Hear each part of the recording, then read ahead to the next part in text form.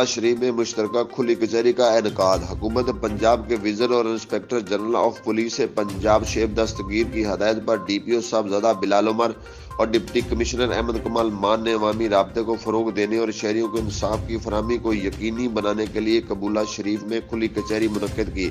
جس میں شہریوں کے مسائل سنے اور ان کے ازالے کے لیے وصول کی جانے والی درخواستوں پر متعلقہ افسران کو شکایات فوری حل کرنے کے لیے موقع پر احکامات جاری کیے۔ اس موقع پر درخواست گزاروں سے خطاب کرتے ہوئے کہا ہے کہ پنجاب کے تمام اضلاع میں اسی طرح کھلی کچہری کرنے کا مقصد وزیر اعلیٰ پنجاب سردار عثمان بزدار کی عوام دوست پالیسیوں کو پایہ تکمیل تک